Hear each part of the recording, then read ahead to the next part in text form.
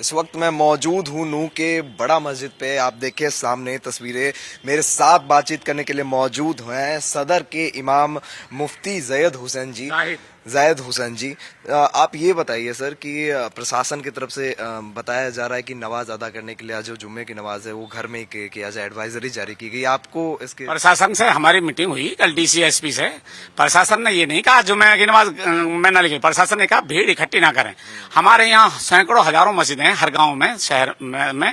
तो हमने गांव वालों से, देहात वालों से जो बाजार में आते थे, जिनकी वजह से इकट्ठी भीड़ होती थी, उनसे ये अपील कर दी वो अपने गांव से बाहर ना आए, अपने गांव में रहें, अपने घरों पर रहें और किसी एक जगह भीड़ इकट्ठी न करें, बाजार में बिल्कुल ना आए। और इस शहर में भी 50 मस्जिदों से ज्यादा मस्जिदें हैं। सब महल्ले वालों से, वार्ड वालों से कहा है कि वो अपने अपने वार्ड में, अपने अपने महल्लों में रहें, बड़ी जाम मस्जिद में कोई भीड़ इकट्ठी ना करे, यहाँ कोई नहीं आए। ये अपील हमारी हुई है और हमें उम्मीद है कि 100% हमारी अपील पर पूरे इलाका मेवात अमल करेगा। पूरे इलाके में कहीं भी, पूरे जिले मेवात कहीं भी कोई भीड़ इकट्ठी ऐसी नहीं होगी जो प्रशासन को दिक्कत आए। प्रशासन की तरफ से क्या बोलते? प्रशासन की तरफ से यही कि भाई अमान और सलामती, शांति का पैगाम दो, मिलजुल कर रहना, भाईचारा जल्द से जल्द भाईचारा कायम हो और नॉर्मल जिंदगी पर आए। ये हिंसा की घटना जो होगी गलत हो गई, इसकी निंदा करते हुए हम चाहते हैं कि आगे ऐसी चीज ना बढ़े।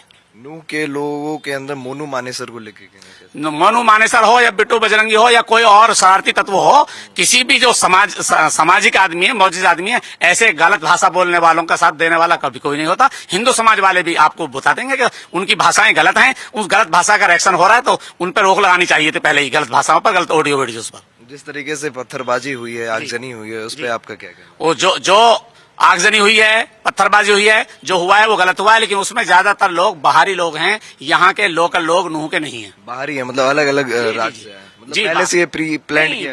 बाहरी लोग ये जो आए यात्रा में आए, ये वो भी बाहरी हैं, जो उनके इलेक्शन पे है वो भी बाहरी हैं। प्री प्लान कुछ नहीं होता, बाहर के कौन कौन आ जाता, किसी का प्री प्लान का मतलब नहीं होता। आप कहो प्री प्लान कुछ नहीं होता है। ये समाज है, समाज में कौन क्या कर रहा है, सोशल मीडिया पे कौन क्या कर रहा है, वो जानते हैं जो सोशल मीडिया में एक्टिव रहते हैं। हम नहीं जानते सोशल मीडिया का एक्टिव। गौ तस्करी सर गलत है? गौ तस्करी 100% गलत है, लेकिन गौ तस्करी के नाम पर अपने हाथ में कानून लेना ये और ज्यादा बड़ा गलत है। फिर कानून का राज कहाँ रहेगा जो आदमी गौ रक्षा के नाम पर अपने हाथ में कानून लेगा? बताया जाता है मेवात को मिनी पाकिस्तान भी कहा जा रहा है। मिनी पाकिस्तान कहने वाले खुद गलती पर हैं। मेवात वो क्षेत्र है जो 1000 साल से अपनी जमीन के लिए लड़ता आया है। बलबन से लड़े, अपने लोगों से लड़े, मजहब के एतबार से, लेकिन वो बाहरी थे इसलिए हमने उन्हें अपना नहीं माना। बलबन से हम लड़े, तुगलक से हम लड़े, बाबर से हम लड़े, सारे लोगों से, और अंग्रेज से हम लड़े। किसके लिए लड़े? अपनी जमीन के लिए। मेवाती समाज अपनी जमीन के लिए लड़ रहा है, हिंदू मुस्लिम के लिए नहीं लड़ रहा।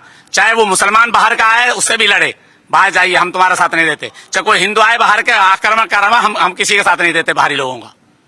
ये मेवात में ये भी बताया जा रहा है कि बांग्लादेशी रोहिंग्या भर चुके। बांग्लादेशी कोई नहीं है मेवात में, रोहिंग्या नहीं है। अगर रोहिंग्या हैं तो दिल्ली में भी हैं, गुड़गांव में भी हैं। ऐसे कहीं कोई होंगे तो वो प्रशासन के सामने है, लेकिन उनकी कोई गतिविधियां ऐसी नहीं देखी गई कि वो गलत काम करते हों, कोई मजदूरी कर रहे हैं। आसामी हैं या कलकत्ता के लोग हैं, झुग्गियों में रह रहे हैं, वो गुड़गांव में रह रहे हैं।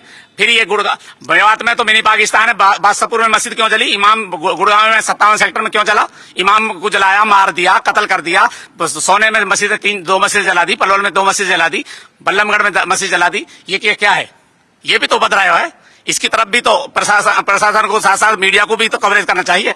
मेवात नूह तो सब कवरेज कर रहे हैं, लेकिन बादशाहपुर और गुड़गांव में जो हो रहा है उसको कवरेजिंग मीडिया से शिकायत है मुझे। अभिषेक चौहान जो पानीपत का था लड़का, उसे निर्मम तरीके से हत्या कर दी जाती है, गला काट दिया जाता है उसका। देखिए क्या बताया मीडिया रिपोर्ट में ये बताया जा रहा है तालिबानी तरीके से। नहीं, मीडिया वाले तो किसी को तालिबान कहेंगे, किसी को हिटलर कहेंगे। मीडिया की बातें सब सच नहीं होती। मैं कह रहा हूँ जो कुछ घटना हुई वो गलत हुई है, गलत का साथ हम नहीं दे रहे। तो मेवात के लोग नहीं थे? मैं कह रहा हूँ गलत हुआ है, जो कुछ हुआ है मैं उनको मानता हूँ। बाहरी लोग ज्यादा, नूह के लोग नहीं है। नूह के लोग थे ही नहीं? मैं मानता हूँ बाहर के लोग कहीं के बोल सकते हैं, उसका मैं निशानदेही नहीं कर सकता। दूसरे ये कि मैं उस दिन यहाँ होता तो शायद मैं समझाने की कोशिश करता। मैं दिल्ली था उस दिन, मेरे पास तो एसपी के पीए का फोन गया था कि जी यहाँ ऐसा हो गया। मैं दिल्ली निजामुद्दीन था, इसलिए मैं वहां से आ रहा था। गाड़ियां किसने जलाई फिर सर? आप लोगों को कब पता चला कि ऐसे हिंसा बढ़? हम तो यहाँ, मैं था नहीं, लेकिन फोन के जरिए से एसपी के पीए ने मुझे बताया था कि भाई यहाँ हिंसा भड़क गई है रोड पे। आप लोकल लोगों से पूछिए, आपको बताया जाएगा कि लोकल लोग कौन शामिल था उसमें। कोई नहीं था लोकल, कोई भी था। मेरा मानना तो यही है।